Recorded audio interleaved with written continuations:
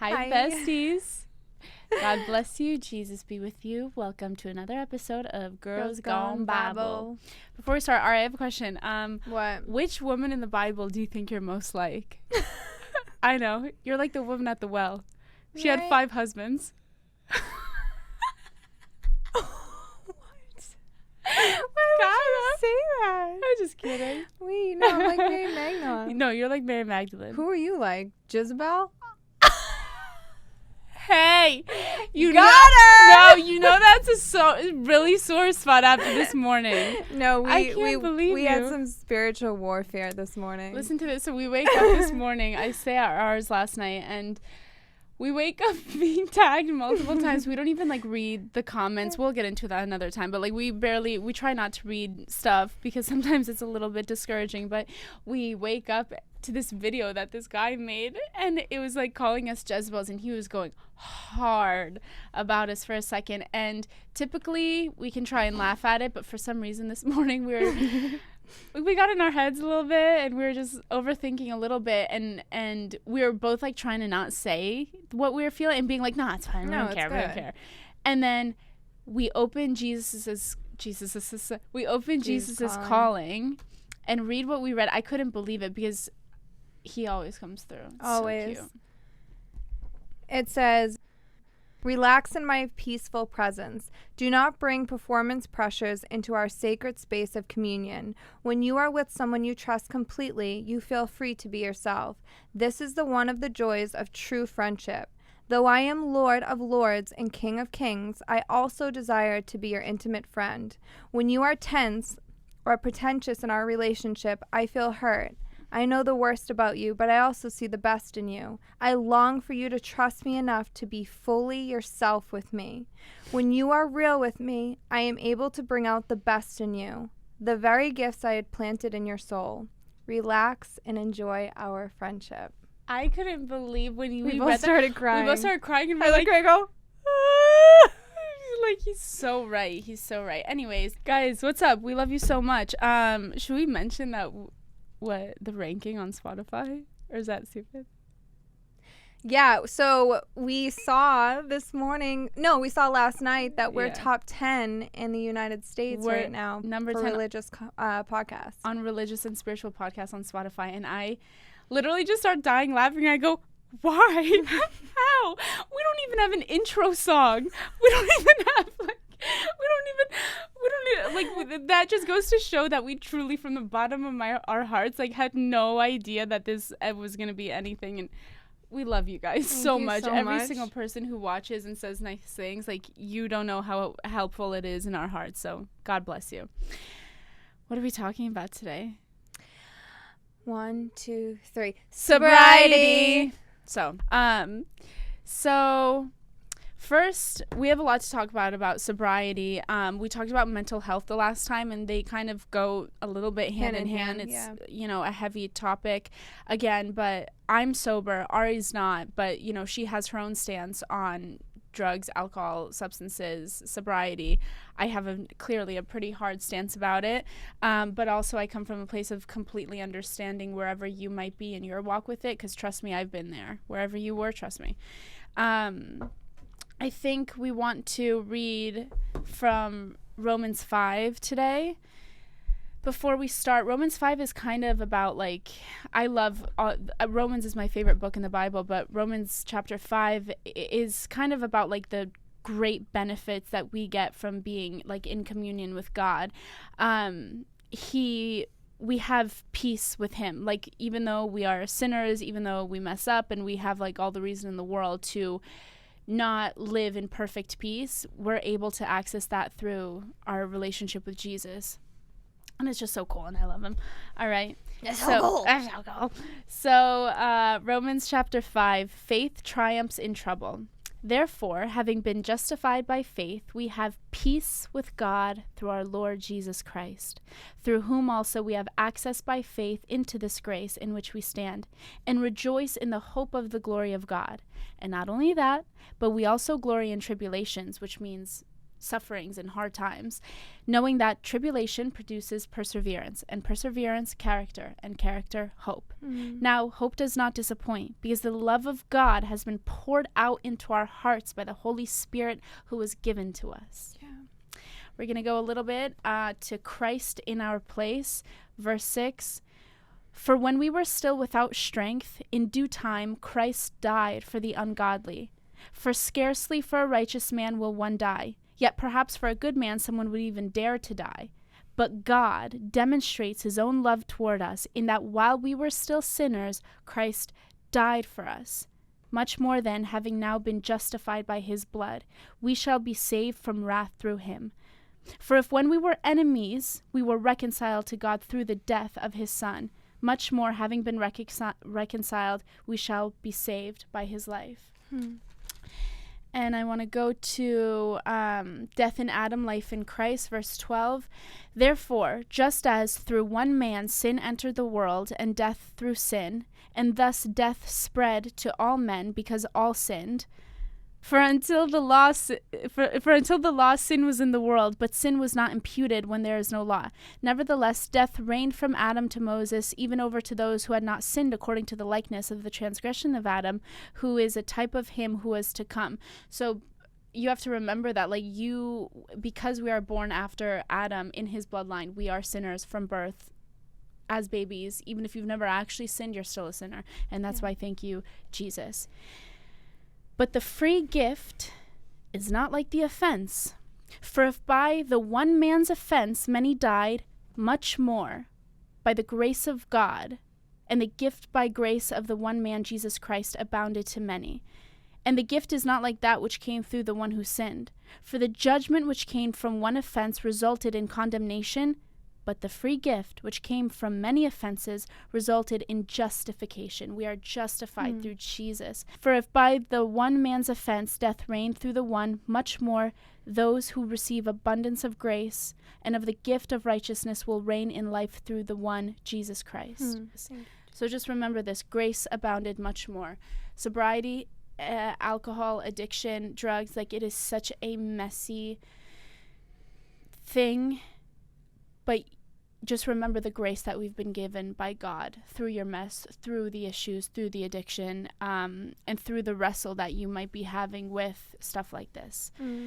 So, where should we start? I think we should get right into your sobriety. I know that you've touched a lot upon it, but I think going a little bit deeper will help a lot of people. Your story is extremely beautiful, and seeing where you are now in your life, I think it's just incredible. Thanks, babe. I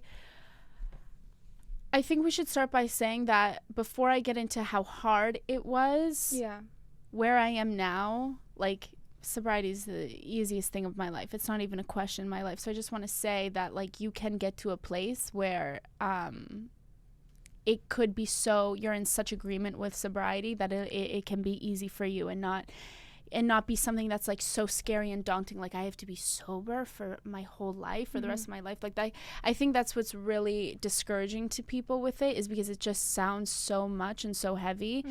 But you get used to everything. So let's start with, I used to work bottle service. I started, drinking with friends when I was in high school. That's where it started. I wouldn't say I had a problem, but I was a big drinker. I loved it. Like, I never needed drugs. I never needed weed, like, nothing. Like, alcohol was my kryptonite. I loved it. I loved tequila. Did you realize that when you started working in the bottle service industry? I knew since I was young that, like, I really liked alcohol. And I didn't know that it was a problem, but I could tell that I liked it more than some of my friends did. But I was never doing, especially back then, I was never doing worse than what the people around me were. That's why it's so important to be careful who you're surrounded by, because you will become like them. And if everyone else is acting a certain way, you're going to think it's okay to act that way. But it was when I started working bottle service is that it became like so engraved like in my life. Like I was around it 5 nights a week. So I was drinking 5 nights a week. My hangover started to get so bad, and so that's also why I started experiencing so much anxiety. Like my hangovers, anxiety, like I was having, do you get hangover anxiety? Even if I have a glass of, especially if you're going through something. Yeah. That's when you really shouldn't even have a glass of wine. And it's so fun. Yeah. And society tells you like that's the time where you should drink to like get over it, but it's just the absolute worst. Yeah. Just because I've never really noticed that I've never seen you hungover, have I? No, because I don't get drunk. You don't drink, yeah. Or you drink, but like you don't get drunk ever. I've never seen her drunk ever. Yeah.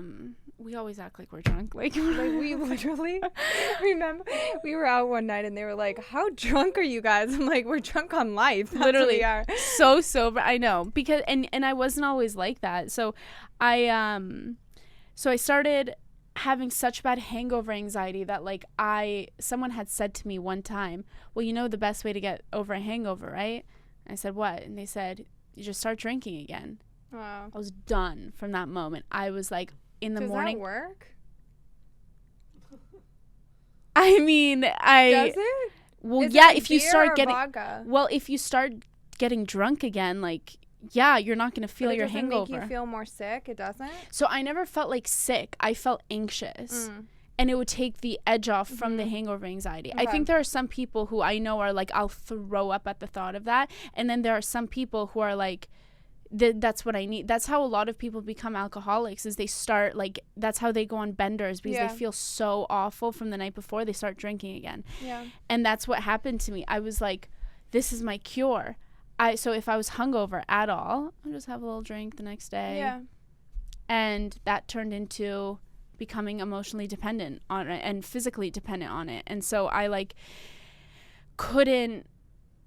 I got to a point, and it's so weird to talk about, because like my mom will tell you, if you ask her, she'll be like, I had no idea. She had no idea that I had a problem.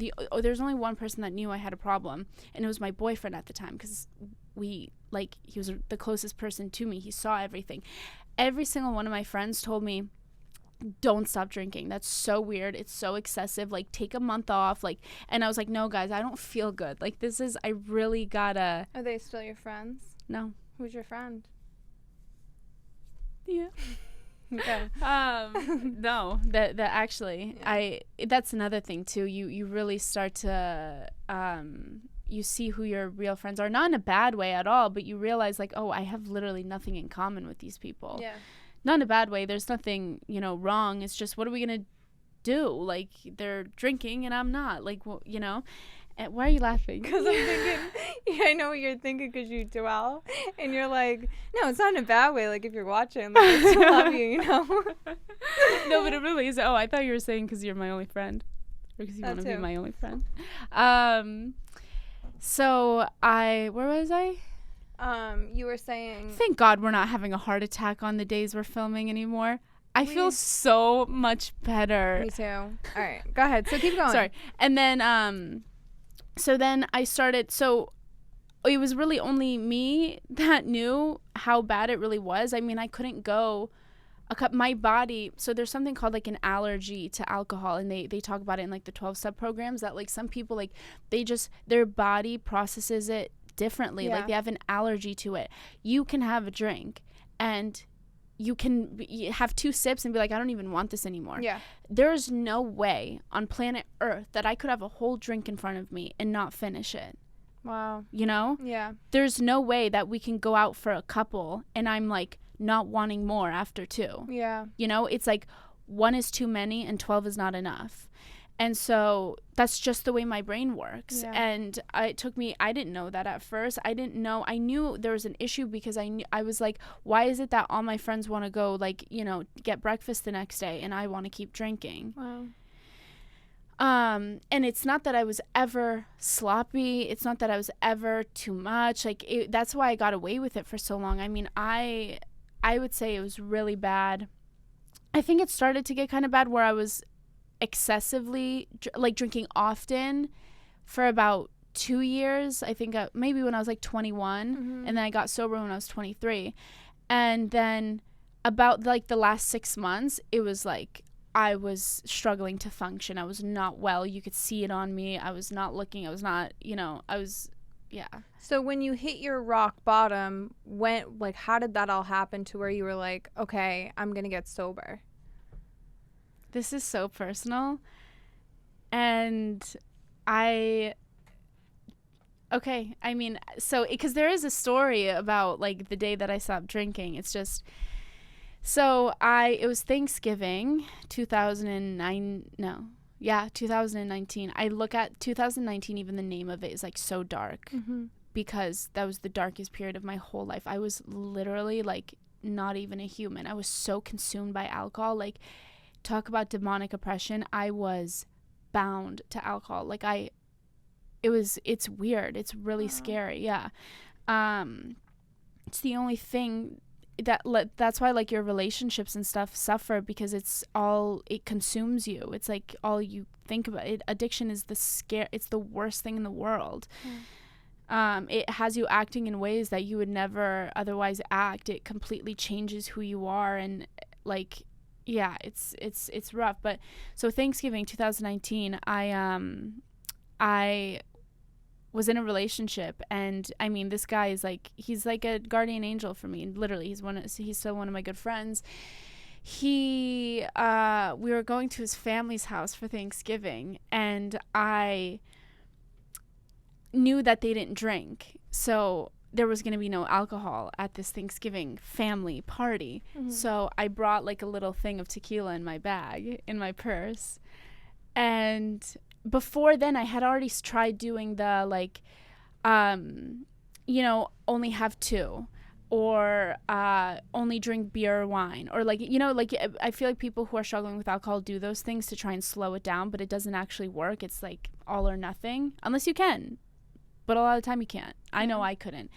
It didn't matter what I was drinking. I was going to drink everything that was there, whatever. And then so I bring tequila in my purse to Thanksgiving. And like, I guess I thought I was being like slick about it, going to the bathroom. And my ex Jake is like, he's so smart. He was like, "Hi, what are you going to the bathroom for?" And I was like, I don't know. And eventually he like followed me at one point, and he just opens my bag, and I'm like, "What are you doing?" And he's like this, like, "Is this alcohol?" And I go, "No." And he's like, "Yeah, it is." Was and it in a water bottle? It was in a water bottle. Like, I was so stupid.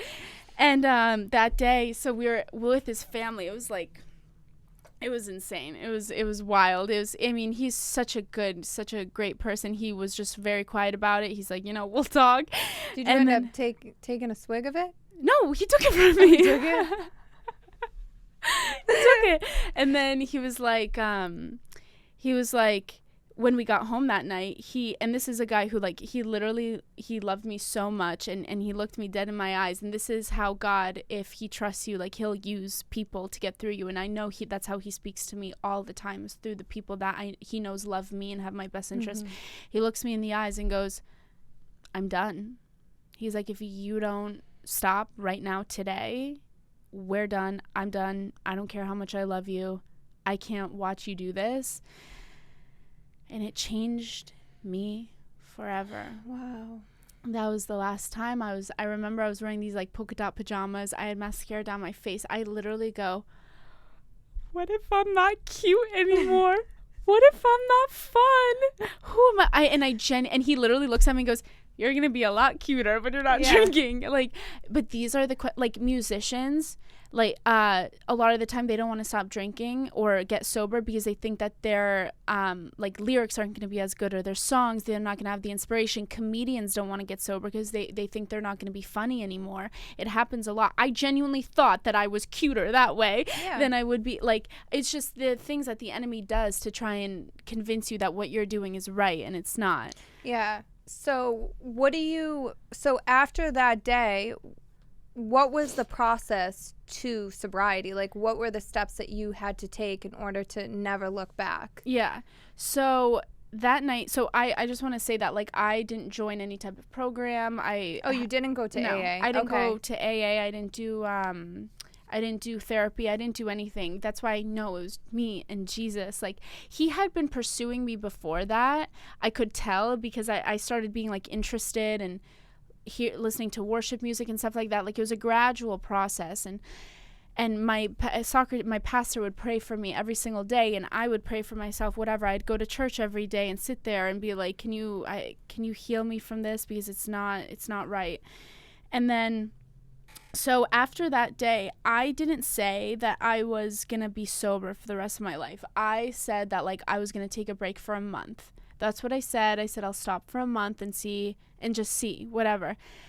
The first few days, and we had a question, right, that said, have you ever had withdrawals? Yes. Yeah? Did you have withdrawals? The answer is yeah. Alcohol withdrawals, if you've never experienced something like it, are so, I don't even know how to explain it. I wish I, like, journaled during that time, because I'm so far from it that I wish that I could remember that pain to just even implement it even more, that, like, don't ever even think about it. But I was having withdrawals. Withdrawals are like, they're so serious that you can have a seizure from withdrawals. It's really bad. I thought I was going to die. I was in bed for days. I felt like I was going to die. I was sweating. I was scared. I was anxious. I was having chills. I was having, it was, do you know withdrawals? Have you ever had them? Absolutely. Yeah. No, I've never had it, but I grew up watching it. So yeah, it's brutal. Yeah. You can, Go ahead.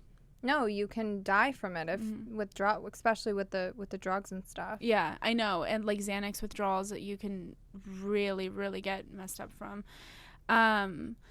So yeah, withdrawals were awful. That should be enough to help you see that you should never go back to something, especially if you've beat it the first time. It's good. How many days were your withdrawals before you got to the other side of that? I mean, the bad withdrawals were for, like, 4 days, 3-4 days, progressively better each day. But I will say, like, I was not right. I was in a fog for almost a year. Wow. I was in survival mode. I was having all those things that we talked about last time, like the derealization, depersonalization. I was like a shell of a person. I was not myself. I couldn't focus on anything. Do you feel like you put your identity into alcohol? Like, that was kind of your identity. You were, more fun. You had more of a personality. That's what you had in your head when you would go out and drink. Like, I know that's what a lot of people do. They feel like they can't be sociable if they don't have some alcohol in their system. 100%. That's how I got towards the end, where I felt like I did. So it's so funny that you say that, because I have been a very social person my whole life. When I started drinking heavily, I started saying that, like, I'm such an introvert. I can't be social unless I have alcohol. It wasn't true at all. Which is crazy to I know. Me, like, you are the most outgoing person I've ever met. I'm telling you, it was just it's just all lies Yeah. that the enemy puts in your head, and you come into agreement and then you believe them. It's ridiculous. Yeah, I wouldn't say that, like, I had, because some people drink like solely because they want to be social. I had, like, a physical dependency on it. Like, it could have just been me and the alcohol, and it didn't matter. Like, I had the spirit of addiction that that's what I wanted, Yeah. But yeah, so it took a while, and then, I mean, it's truly only by the grace of God, I swear, because I the first month especially, I didn't know if I was gonna. It was so rocky that every day I was just like, as long as I stay today not drinking, because I don't know what's going to happen tomorrow. Basically every day was rocky, but I like that you didn't say, oh, I'm never drinking again. That's it. Yeah. I feel like those small little victories of being like, today I'm going to do my best, and that's all I can do today, because I think that's important for people to know, like, do your best in that day. Don't worry about tomorrow, the past, or the future. I think that's a great point that you made there. That's so true. Yeah. Yeah, because it's too daunting to be like, yes. From right now to the rest of my life, I'm going to be sober. Yeah. If I said that in the beginning, I would have lost my mind. Yeah. I wouldn't have done it. Yeah. I was just like, today. And then, so I said, okay, I'll go a month. And then you instantly start to see the benefits of not drinking when you're not drinking. Like, it's so monumental, and it's so quick too, that I was just like, even after a month, I was like, and I'm like, not only did I feel better, like, I mean, you can't even compare it. My energy levels, my anxiety subsided. My sleep was so much better. I had insomnia before. No, I didn't. I was treating my body like crap. Like, I did not. And this is another thing too about, how do I go about this? Like, mental health and the way that we feel. We're like, we'll just immediately be like, I have this, and this is just what I have. It's an imbalance, and it's how I'm supposed to be. So I need to take this and this. Yeah. What are you doing in your life? And this is something that I had to ask myself. What are you doing in your life that could be contributing to how you're feeling? What are you eating? What are you drinking? Yeah. What are you watching? Yeah. If you're drinking alcohol every day, I'm sorry to tell you, that's probably why you're so anxious. That's probably why you're depressed.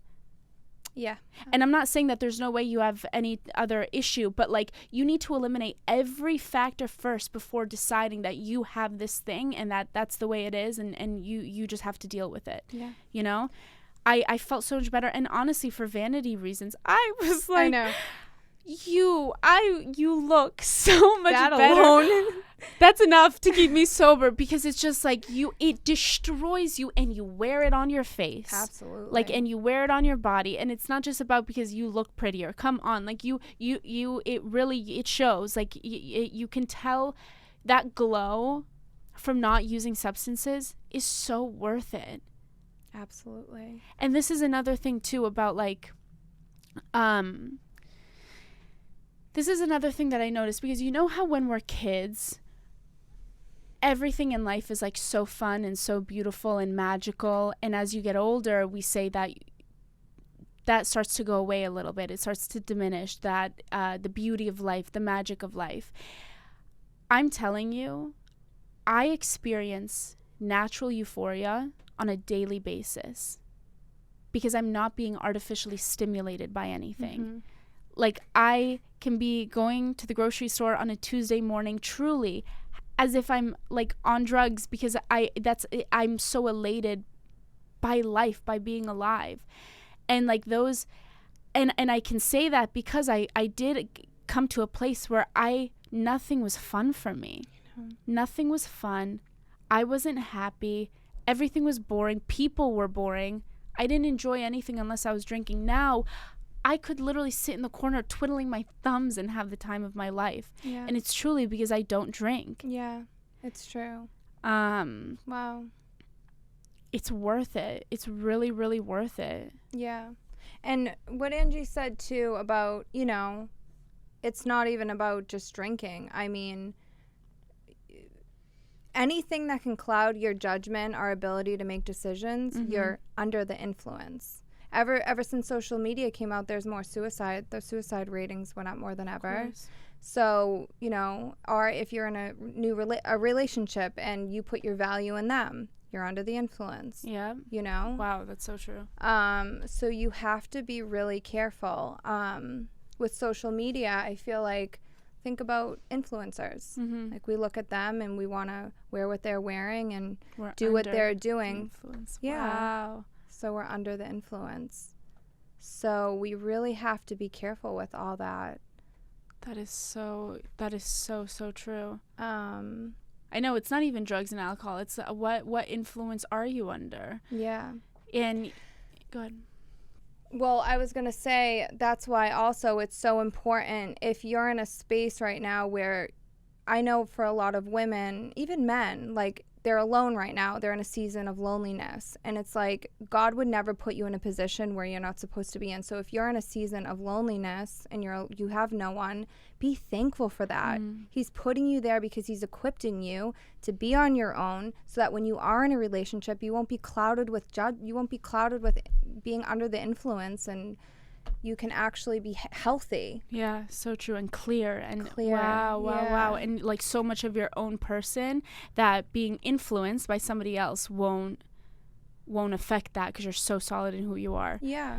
I love that you say that about influence, because you know how we always talk about how like the enemy doesn't have power. He doesn't have power. And people are like, well, if he doesn't have power, then how does he do things? And I think he doesn't have power, but he has influence. He's able to influence our thoughts. Yeah. He's able to throw darts and throw arrows and plant seeds and all that.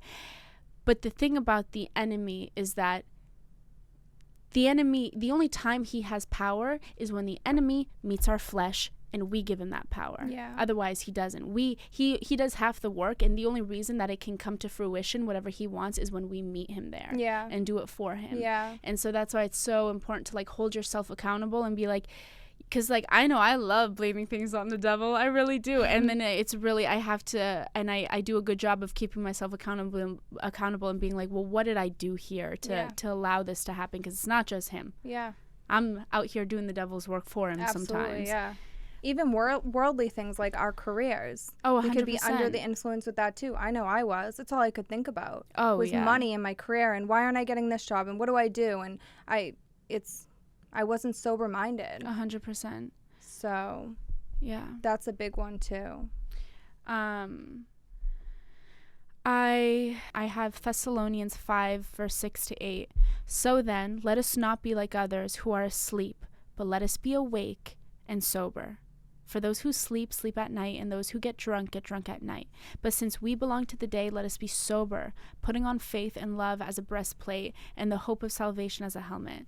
I know they're not like literally meaning just be sober from alcohol and drugs, but I think being sober-minded and alert and aware is so crucial to, like, you guys, you know, not to make it so heavy again, but we're in a constant spiritual battle, and you let down your guard for even just a second, you let the enemy in there. Mm-hmm. I know this is a thing, but like, you know, they're called spirits for a reason.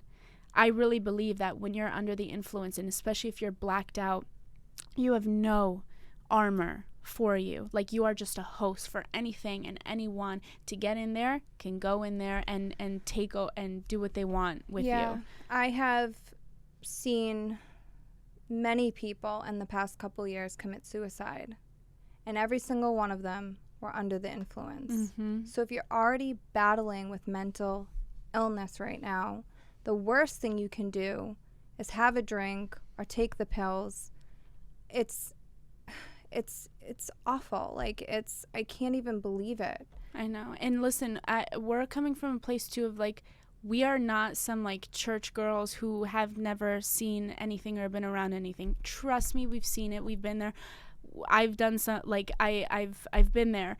So we're not telling you this by being like, oh, you gotta be a good kid. No, we're being like, this is your life we're talking about. Like, it's so serious, and you have to treat it like it's serious, because you get caught up so quickly. Like, I know for me, I never thought I was going to be in a position where I had to get sober. I truly was so arrogant that I thought I am way too smart for anything like that to ever happen to me. And then all of a sudden, you F around and find out, and all of a sudden you're in a okay.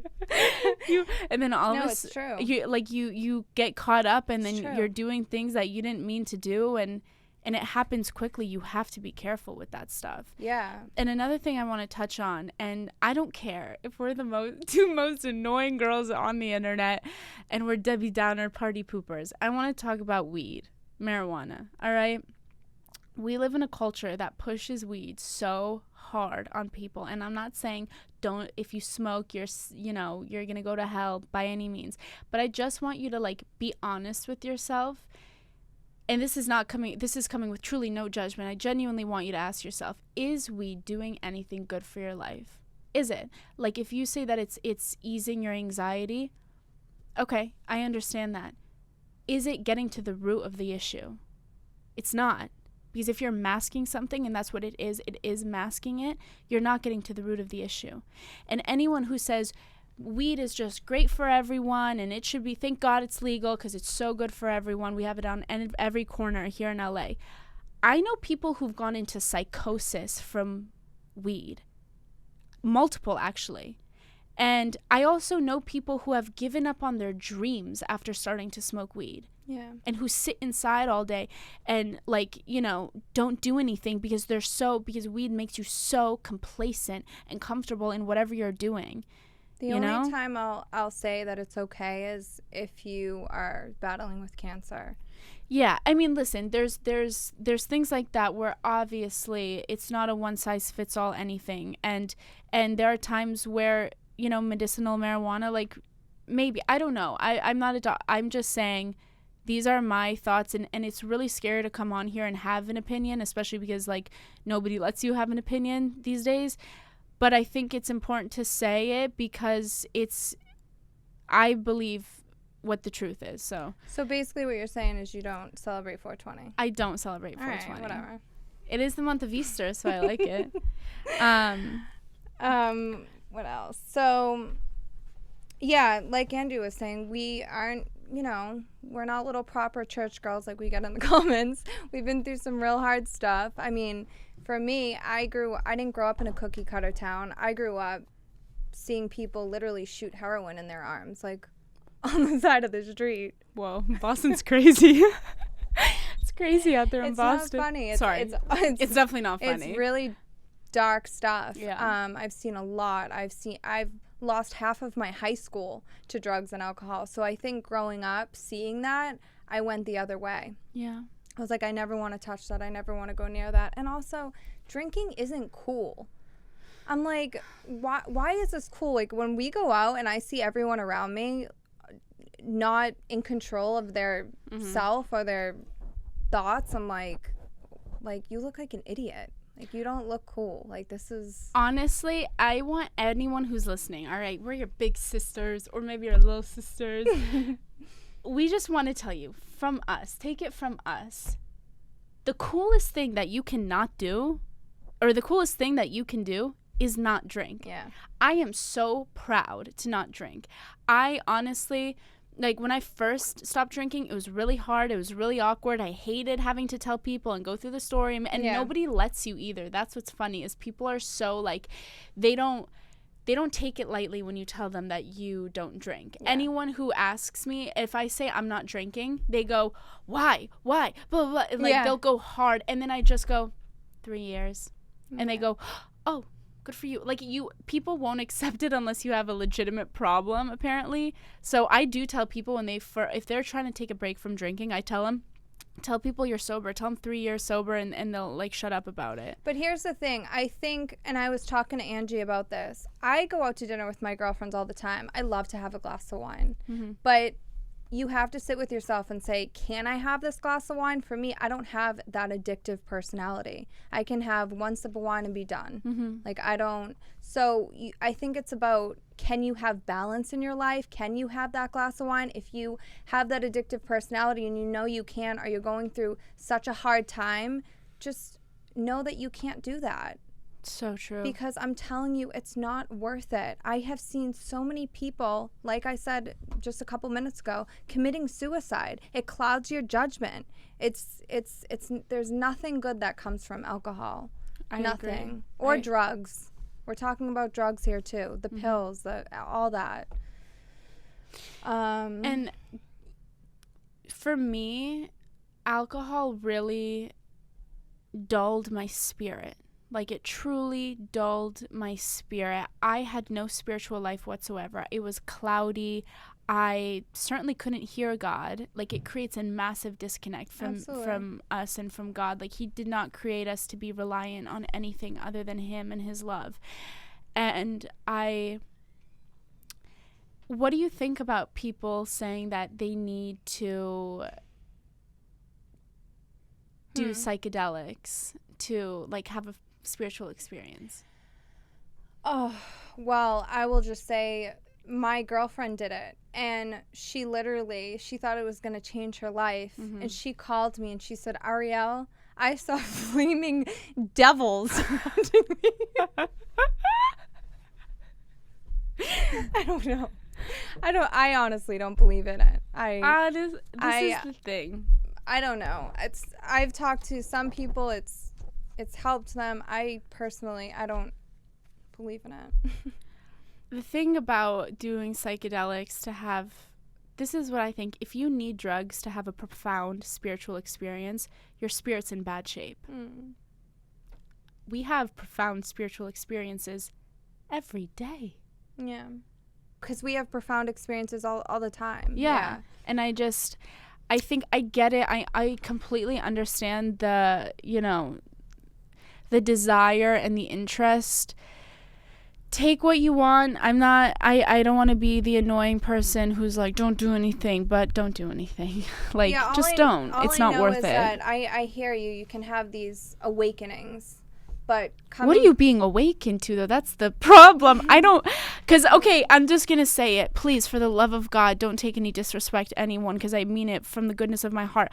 I've never seen anyone who got involved with psychedelics, like, live a good life. I know. Or have anything like. Me too. Like, things get weird, and they get weird, and like their brain gets weird. I've never seen it and been like, wow, this person's gonna succeed in life because of this. If you want to have a spiritual awakening, you can do it through Jesus.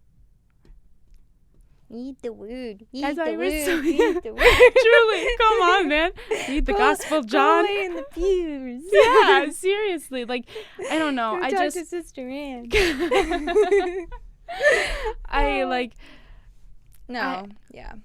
And I'm so. We gonna get some heat for this. You know what? If it's the ones who get it, and the ones who don't. And if you're sitting here being like, you guys are stupid, whatever. Jesus loves you anyways, and you should still read the Bible. If you don't agree, it is what it is. But I'm talking from experience. Again, these aren't people who've never done anything in their life and are just speaking because this is what the Bible says to do. We've done everything, and we're telling you that it's not cool over there. It's really not. Listen, I understand, like, people are suffering right now. Yeah. Mentally. Like, it's no joke. Like, I see it every day, especially from back where I'm from. People are struggling mentally. They don't know what to do. They're looking for an escape. They want some sort of awakening. They want to be okay again. They just want to be better. They want to see things clearly. People can't see straight. Yeah. So we understand. I mean, I definitely understand. Okay, and thank you for saying that, because I think we've been talking from the perspective of like people who, think doing drugs and stuff is cool and it's fun, but we should touch on the fact that a lot of people don't do it because they think it's fun. They do it because they have no other choice. Yeah, people are hurting, and I see it all the time. And then they start the drugs, and then they get addicted to it, and then they wake up, and then their mind is still a mess, but they have to keep doing it because now they're addicted to it. Yeah, and it's like, and that's the start of a downhill life. Yeah, and it's a vicious cycle. It's a vicious cycle, and nothing good comes out of it. Nothing. I remember when I was in the thick of my drinking and I was struggling so much, I remember feeling like obviously awful about it, and I did hurt some people along the journey of my drinking, and I remember being like, I don't want to hurt anybody from this. I just want to feel better. Like, I was so scared and so broken and so anxious that it was the only option that I had. It's the only thing that helped me. Yeah. And I wasn't doing it because I wanted to be like that. I was doing it because I felt there was no other option. Yeah. So I completely understand being left with nothing, and this being the only thing that will take the pain away. Yeah. But you just have to remember that it's not actually taking the pain away. It never will. It will only mask it. Yeah. And then it comes back 10 times worse. Tenfold, yeah. And if you have thought about getting sober, or it's like you've been interested, or there's something called sober curious, like people don't want to make the commitment but they're curious about it, because I think God will illuminate the fact that a life without that stuff is actually truly a life worth living. I just want you to take it from me right now, and take it from that if this is something that you've been thinking about, this truly could be your sign that it might be time, that you can do it. Yeah, and I want to also say, I know Angie didn't go to AA. She was lucky. Amazing that you had the spirituality to get you through that. But I will tell you, because I have family members and friends that went to AA, it is life-changing, and it's an incredible thing. And it's also very faith-based. And, It is. and getting a sponsor is the best thing you can do, too, because they're your best friend, they're your sister or your brother. They stick by you. You can call them at all hours of the day. It's one of the best things you could ever do if you want to get sober is join a group. So true. Please. What was that question about therapy? Someone said something like, my dad told me. Oh, yeah. My dad told me not to go to therapy, to just pray. And I disagree fully. Therapy changed my life. I think it's crucial. I mean, look, we spend money on our hair, on clothes. Why not spend money on our mind? 100%. Go to therapy, unpack all of your traumas to somebody, not just a friend or a family member who already knows you. Go to someone who's a professional, who doesn't know you, who's not going to judge you, that you can literally just unpack everything and talk it through. It changed my life. So true. It's the best thing you can do for yourself. And you incorporate that with praying. Exactly. And God and reading the word.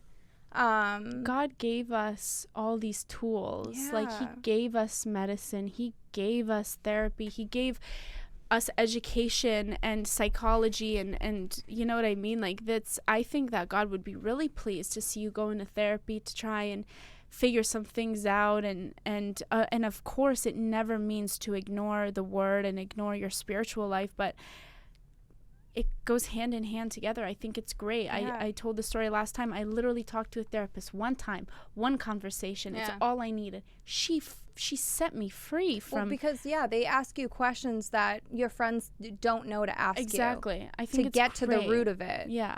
Yeah. Yeah. But we get it. People are struggling. Yeah. They want a way out. And it's hard. It's tough. And I know.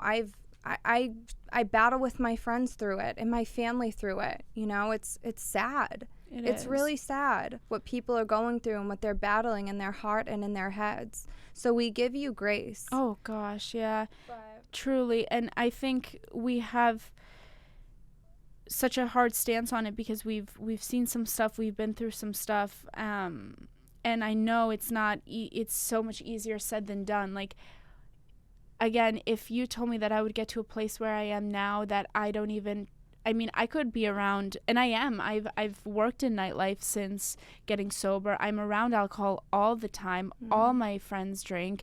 But I'm, this is what I think that I have, there are parts of my life where, just like the rest of us, are not fully surrendered to God. Naturally. I mean, we try our best, and I really do try my best, but there's parts that are not. This sobriety, like, I am fully surrendered, fully in agreement with God that alcohol is my enemy. Drugs are my enemy. Yeah. it is. And I cannot have it in my life. I can't flirt with it. I can't dance with it. I can't even think about it. And I believe him when he tells me that it's bad for me. Yeah.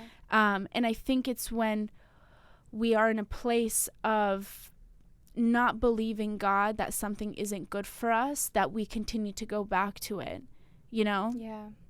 And I hope that this whole conversation makes you reflect and think about it and think about your relationship with this stuff.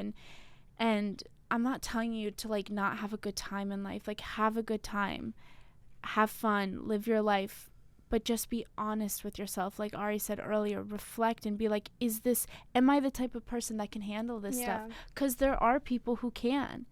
There are people, me and Ari go out, she has a glass of wine. I don't. I can't. She can. And that's what it is. And it's fine.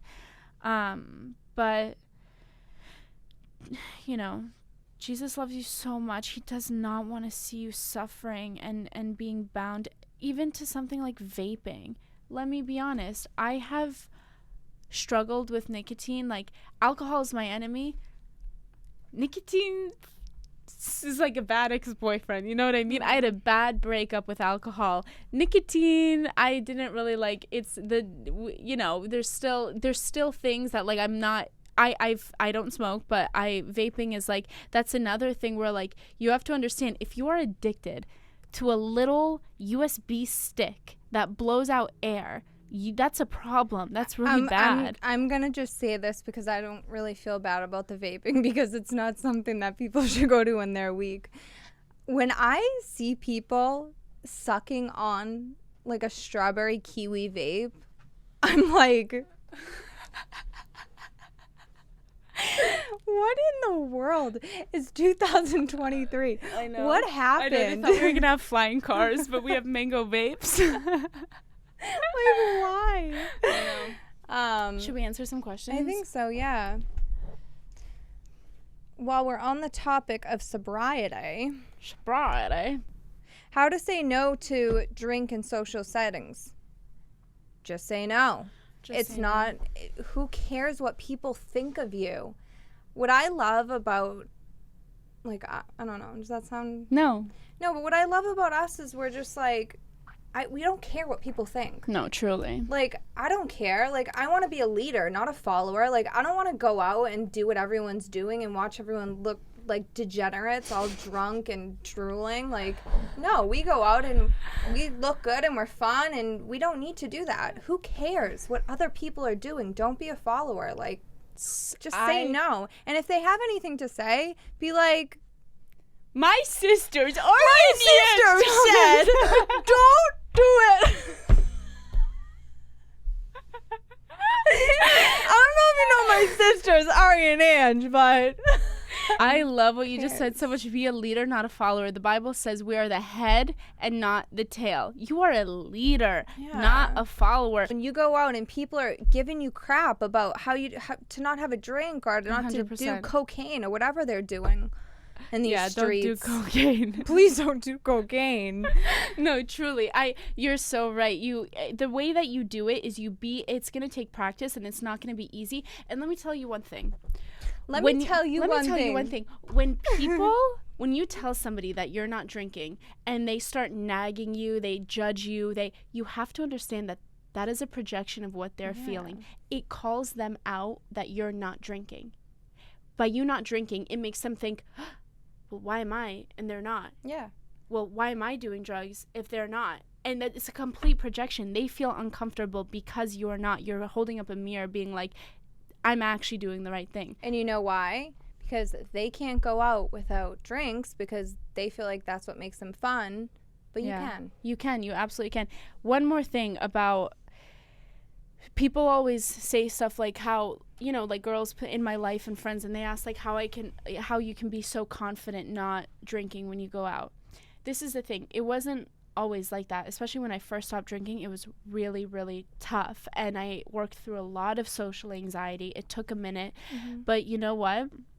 I got to a point where it's been however many years that I haven't been drinking, and it's practice over and over again of being myself. I have nothing to mask when I'm out. It's just me. So I had to get comfortable in that. It wasn't right away. It took a little while. But now, because it's been so long, I am comfortable in who I am when I'm out. You absolutely are, Ange.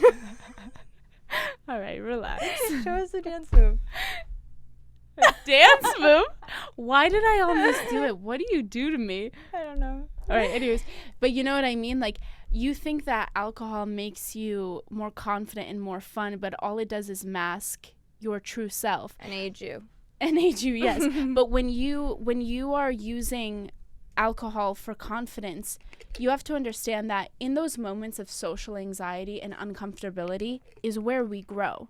You are stunting your growth when you are masking your anxiety. By sitting there and living in it and dealing with it and working through it, you step by step you get closer to not feeling that way again. But the more you mask it, you'll never get over it. And I hate to talk about, well, no, I don't hate to, but I know I talk about it a lot, but I'm someone who definitely had a lot of social anxiety. I had no idea what you were going to say. No, I did. Like, with my words and speaking, even starting this podcast, I had a hard time. Yeah, me. And You're so confident. That's something that I really prayed upon. Like, help me be bold. Help me have more confidence. I pray on that all the time, and that prayer really does work. Boldness is something God wants you to have, so you ask him for it, he will give it to you. Say it with me. He will give it to you. I wanted to answer a question since we're on the subject of drinking and mental health and all of that. This is something really dear and near to my heart just because I see so much struggle in people and how they're going to suicide. So somebody asked the question, how to battle, I'm battling suicide thoughts, how to overcome that. And what I'm going to say to you is most people don't want to die. They just want to end their pain. And let me tell you, you don't have to die to end your pain. And I know that depression is so overwhelming and those thoughts are so intrusive, and just what you're going through is so crippling. But I promise you, it doesn't last. This is someone who was there. I was there, and it comes in waves, and no feeling lasts. I promise you, you will get through it. God is not going to take you through something He doesn't know He can't get you through. And there is something on the other side of what you're going through. I can assure you of that because I'm there right now. And I don't know what you're going through. I don't know if it's a heartbreak, which is the worst thing ever, or I don't know if you just lost a parent, or if you lost two parents, or if you're dealing with a family member or a friend that's suffering through cancer. I know how difficult it is. I know how painful it is. I know you don't want to deal with it anymore. I know it's scary, and I just know how awful it is. But I promise you, on the other side of it, there's something beautiful. So hang on. Please hang on. And there are so many outlets you can go to. Resources, we'll put everything. Yes, we are going to put everything in the description. And we are your sisters, and we love you so much. And we know that you can get through this. Truly. Jesus loves you so much. Jesus He wants loves to you see so you much, through yeah. this.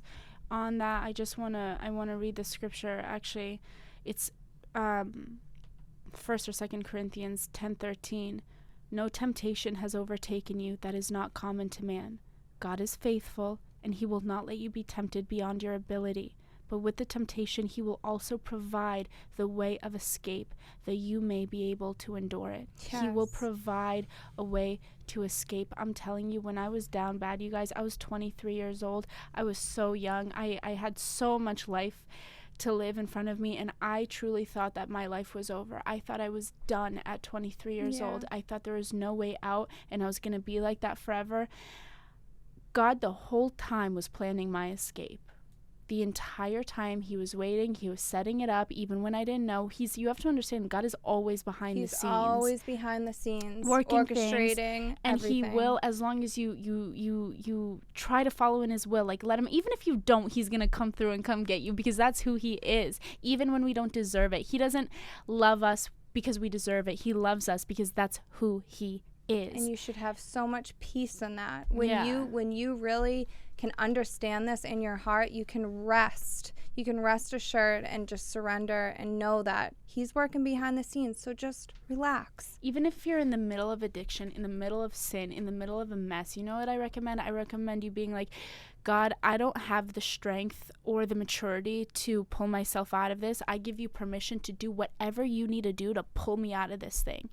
Do what I say to Him all the time. I'm like, I don't have the willpower to take care of this thing. I ask you to do whatever necessary, even if I don't like it in the moment. I ask you to do it for me. Yeah. And most of the time He will. Sometimes He'll be like, no, I'm gonna let you do it, because He likes when we grow like that. Yeah. And like I said, we went through things where we would pray and it wouldn't happen overnight. But we have to. When He doesn't work. When you ask Him to, it's because He's building your character and building your faith. Yeah. Because faith is the most important thing that you need to have. It's everything. Mm-hmm. Well, I wish we could keep going because I have so much more to say, but I think we should really do a part 2, just because I think mental health is such a big thing. I mean, we have so many questions. Should we do a whole episode just on questions? I think so.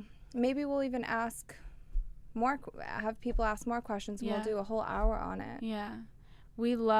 I swear we feel like you guys are our best friends. I know. I I know it sounds weird, but I love you guys so much. I do like too. with my whole heart. Me I want to too. see every single person do well.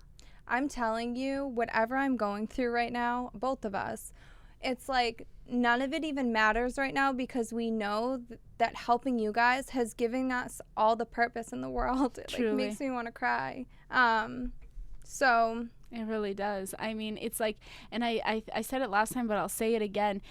We come on here to help people when this is helping us more than anything. Like, this is so healing for us to do. This has like, doing this podcast has put us in a position of being like, oh, we gotta live right now. We gotta do the right thing. We cannot come on here and tell people to live a way that we're not living. Yeah.